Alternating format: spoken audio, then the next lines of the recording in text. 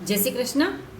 विश्व रूप में आज हम श्रीमद् भागवत के प्रथम स्कंद के चौथे अध्याय से पढ़ना शुरू करेंगे। अगर आप मेरे साथ में कमेंट प्रेयर पाना चाहते हो तो प्लीज कमेंट में जय श्री कृष्णा लिख दीजिए, और अपना अथवा जिनके लिए प्रेयर पाना चाहते हो उनका नाम लिख दीजिए। बस करना क्या है, जय श्री कृष्णा ही तो लिखना है ना। और मैं आपके लिए प्रेयर सुबह में कर दूंगी। करना मेरा कर्म है, फल देना परमात्मा श्री कृष्ण के हाथ की बात है। मैं तो आपके लिए कर ही दूंगी, है ना। चलिए शुरू करते हैं। व्यास जी ने जन्म की कथा तथा महाभारत आदि पुराणों की रचना। इतनी कथा सुनकर शौनक आदि के ऋषियों ने सुत जी से कहा, है सुत जी, अब हमारी इच्छा है कि आप हमें वेद व्यास जी की वह कथा सुनावे जिससे वेद व्यास जी द्वारा आपने श्रवण किया है, तथा यह भी बताने की कृपा करे कि इस कथा को श्री सुखदेव जी ने किस युग में राजा परीक्षित को सुनाया था। अब इस संसार में जब इस संसार में मृत्यु होना निश्चय ही है, तो फिर राजा परीक्षित को सर्प के काटने का भय क्यों हुआ, तथा वह भी बताइए कि श्री सुखदेव जी तो एक क्षण से अधिक कहीं भी नहीं ठहरते। फिर राजा परीक्षित के पास कथा सुनाने के लिए 7 दिन तक एक ही स्थान पर कैसे बैठे रहे, तथा सुखदेव जी को राजा परीक्षित ने कैसे पहचाना। ऋषियों की यह बात सुनकर पौराणिक सूत जी बोले, हे ऋषियों, मेरे गुरु भगवान वेदव्यास जी ने मुनि श्रेष्ठ पराशर तथा सत्यवती के संयोग से द्वापर युग के अंत में इसीलिए अवतार लिया था कि सतयुग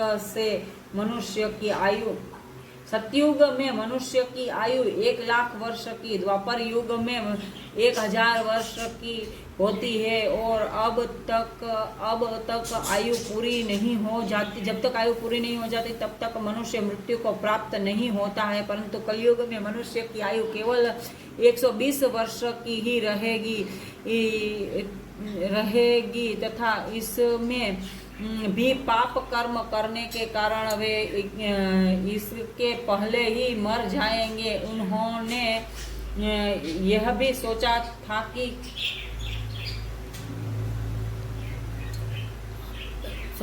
अन्य युगों में मनुष्य दीर्घायु होने के कारण अपना समय यज्ञ आदि शुभ कर्मों में व्यतीत करके मोक्ष प्राप्त कर लेगा, परंतु कलयुग में अल्पायु होने के कारण वे कोई भी धर्म कर्म नहीं कर सकेंगे, तथा कलयुग में मनुष्यों के पास धन का अभाव रहेगा। इस कारण से भी वह मनुष्य के पास धन का अभाव रहेगा, इस कारण से भी वह धर्म न कर सकेंगे। वे कलयुगी जीव सांसारिक सुखों में डूबे रहकर मोक्ष पद प्राप्त नहीं कर सकेंगे, अतः केवल हरि भजन द्वारा ही उनका कल्याण होना संभव हो सकता है।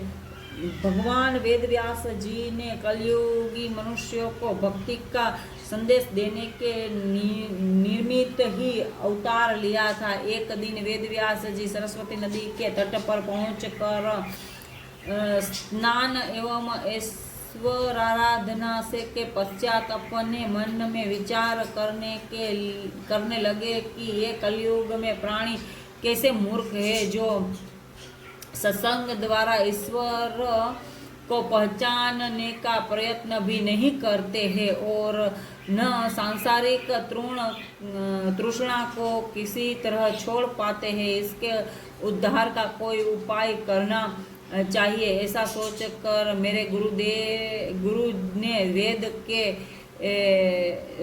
वेद के ऋग, यजु, साम एवं अथर्व ये 4 खंड कर दिए। ऐसा उन्होंने इसीलिए किया कि अल्पायु होने के कारण कलयुग में मनुष्य यदि संपूर्ण वेद को न पढ़ सके तो वे किसी एक भाग को तो भली भांति पढ़ ही लेंगे।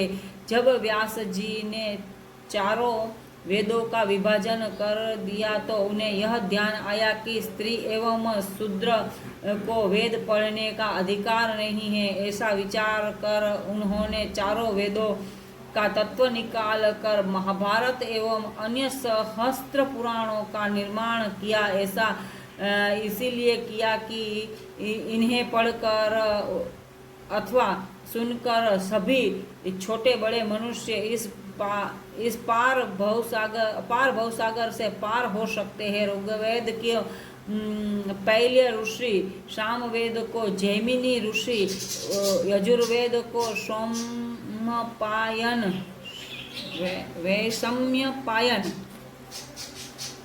ऋषि ने पढ़ा और अथर्ववेद को अंगिरा ऋषि ने पढ़ा तथा मेरे पिता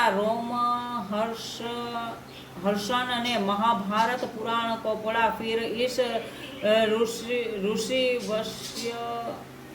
ऋषिश्वरों ने अपने शिष्यों को जो वेद पढ़ाए उन्हें वेदों की शाखा समझना चाहिए। महाभारत पुराण के 1,00,000 श्लोकों का है। इसे सुनने से महान पुण्य प्राप्त होते हैं। वेदों का विभाग करने और महाभारत एवं अन्य सहस्त्र पुराणों की रचना करने के पश्चात श्री व्यास जी के हृदय में संतोष न हुआ। तब वे सोचने लगे कि इतने ग्रंथों की रचना करने पर भी मेरा आत्मा को शांति क्यों नहीं हुई। इस प्रकार व्यास जी सरस्वती नदी के किनारे बैठे हुए चिंतामग्न हो रहे थे। उसी समय व्यास जी ने नारद जी को देखते ही बड़े आदर सत्कार से सुंदर आसन पर बैठा कर पाद्य आर्ध्य आदि से उनका पूजन किया। जय श्री कृष्ण। चौथा अध्याय प्रथम स्कंद का यहाँ संपूर्ण होता है। मैं तो अपने स्वर्गीय पिताश्री की आत्मा की उद्धार के लिए मैं और मेरे जो भी पूर्वज हैं उन सबके उद्धार अर्थ ये पढ़ती हूँ। अगर आप भी चाहते हो कि आपके भी पूर्वजों का उद्धार हो तो कथा को सुनिए।